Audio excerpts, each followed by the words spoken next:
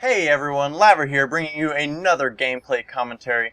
This time, we'll be talking about the whole Xbox One versus PlayStation 4, and which I think is better, personally. But first, before we get to that, on your screen you'll see we're playing Black Ops 2 Kill Confirmed. Now, regarding fanboyism, it is just incredibly stupid how everybody's like, oh, Xbox One's better, or Xbox is better, PlayStation's better, always one or the other, one is better. Bah. You know, I mean, like, you can go back and say, okay, I think PS2 is better than Xbox, but I think the Xbox 360 is better than PlayStation 3. You know, it really, I don't get the whole bias just because I, had it a long time ago. It's what's the best no matter what. It's getting quite annoying, but, I guess that's how it is. Yeah, I guess you see it with everything. There's, Android versus Apple. There's Mac versus PC. There's a million different things that you could look at that really are very similar, that everything has their pros and cons. So, in saying that, I'm going to attempt to be as unbiased as possible in this commentary. I started with an Xbox 360 and then got a PS3, and I personally prefer the Xbox 360 over the PS3, but that's for another video. This time we're talking about, obviously, the Xbox One versus the PS4. So let's get started. First, I'm going to start with hardware, because that's really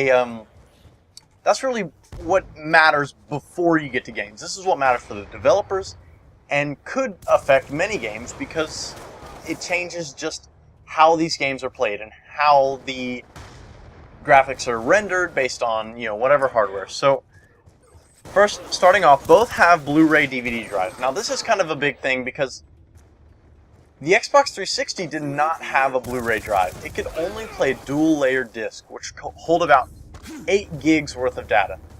Now, the PlayStation 4 or the PlayStation 3 used Blu-ray, and that holds, I think, about 25 gigs of data, give or take. I think there's a new type of disc that these both use that can store up to like 40 or 50 gigs, which is quite impressive on a disc, but that's the way it goes. So both have Blu-ray drives, which really, that's awesome. That means much higher quality games and much more packed into one disc. So next, this is where it gets kind of interesting. Both have 8 gigs of RAM, but the PS4 uses GDDR3 or graphics DDR3, or DDR5, excuse me, graphics DDR5, and the Xbox One uses DDR3. Now, DDR3 is really one of the biggest. It's what's mainly used on, these gaming PCs. It's the most common. Now, there's a few differences. GDDR5 is a little newer technology, but it's still got its issues. It's faster when transferring large amounts of data. So, like, say you're playing a game and all of a sudden you need all kinds of graphics resources because there's a million explosions going off at once. The GDDR5 would be the best for that on its own, just because it can transfer large amounts of data. Now, when it comes to smaller amounts of data, DDR3 is much better because it just has a much lower level of latency. While the PlayStation 4, with its GDDR5, not so much. Now, the Xbox One uses 32 megabytes of ESRAM to compensate for that slower data transfer. And honestly, from looking at this from a PC gamer perspective, and he built these PCs using the same technology before, honestly, I see the PlayStation 4 beating out the Xbox in this situation. Now, it's not going to matter much considering everything's pretty streamlined. It's very, there's not really multitasking as there would be on a PC. But it really, I feel the PS4 has really stepped ahead with this one using the newer technology. Now, both have 8-bit or 8-core 64-bit CPUs. You could argue over which chip is better, but really that's not going to matter much. Now, the GPU, the PS4 has 1,152 shaders, while the Xbox One has 768. That really won't affect much at all. You will not be able to tell. All this means is that the Xbox One is going to be able to render its graphics faster. And both have a 500 gigabyte hard drive. Now on to a couple of the features. I know a lot of people were quite upset over the whole Xbox DRM policies. I wish they would have stayed. That would have just made it that much closer to being like Steam, which, as we all know, gives us cheap as hell games after they've been out for a little longer. But oh well. So there's no backwards compatibility with either of them.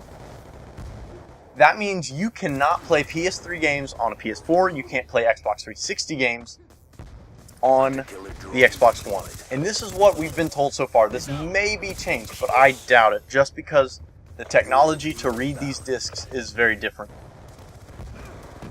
The Xbox One has no Bluetooth, and the PS4 has Bluetooth 2.1. Now this is surprising to me in two ways. Honestly, I thought the Xbox One was going to have Bluetooth. It really is. It doesn't take up that much space, it's not too expensive, and it really can affect a lot of things. The other thing is that PS4 is using Bluetooth 2.1. That's an old technology. Bluetooth 3.0 came out shortly after, probably as the PS3 was getting a little closer to the end of its life, maybe, a couple months ago. Bluetooth 4.0, actually Bluetooth 4.0 came out a few months ago. Bluetooth 3.0 came out about 3 years after PS3 was released.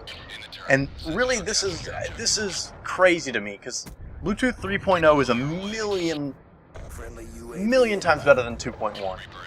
And 4.0 is the exact same thing about 3.0. It's a million times better. Now, Wii U sort of wins out on this one, because they have Bluetooth 4.0 in it. And I never thought I'd hear anything, but, Wii U has something that's better than both the Xbox One and PS4, other than the games. So, the Xbox One includes Kinect, while the PS4 Move, or the PlayStation Move, is not included. Which, hence the price difference. The extra, $100 on the Xbox One versus the, cheaper console for the PS4. Now, let's move on to exclusives. And this is really one of the game changers for most people. So, starting with PS4, there's Dark Sorcerer, Deep Down, Drive Club, Killzone, Infamous Second Son, Knack, Secret Ponchos, Order 1866, Rime, and that's R-I-M-E, Shadow of the Beast, Everybody's Gone to the Rapture, and Blacklight Retribution. Now, I'm really excited for Blacklight Retribution. I've been playing it on PC since it came out. It is really an exciting game. Now, onto the Xbox One and its exclusives. The Xbox One has Below, Crimson Dragon, Dead Rising 3, Forza 5, Killer Instinct, Power Star Golf, Project Spark, Quantum Break, Rise, Son of Rome, and that's R-Y-S-E, same as in League of Legends, Sunset Overdrive, Titanfall, and Halo 5. Now, there's a lot of game changers with both of these. On Xbox One, there's Halo 5, there's Project Spark, which I'm really excited for, Dead Rising 3, Forza 5, Killer Instinct. It's just, the list goes on and on for both. Now, there's a couple honorable mentions that are coming out for both. Assassin's Creed 4, Battlefield 4, Call of Duty Ghosts, Destiny, which is Bungie's new game, Elder Scrolls Online, Final Fantasy XIV, Kingdom Hearts 3, Star Wars Battlefront 3, Diablo 3, and Minecraft. And I'm really excited for Kingdom Hearts 3. It looks so good. In my opinion, PS4 wins hardware and Xbox One wins the exclusives. Exclusives just comes down to personal preference. But honestly, the Xbox 360 had better hardware than the PS3, but it's the other way around now. PS4's really Sony's really stepped this one up with the PlayStation. So another thing to consider is the price difference. PS4 is $400 and Xbox One is $500. I personally will be getting the Xbox One. Let me know what you guys are going to get. Thanks for watching. Laver out. Never a doubt.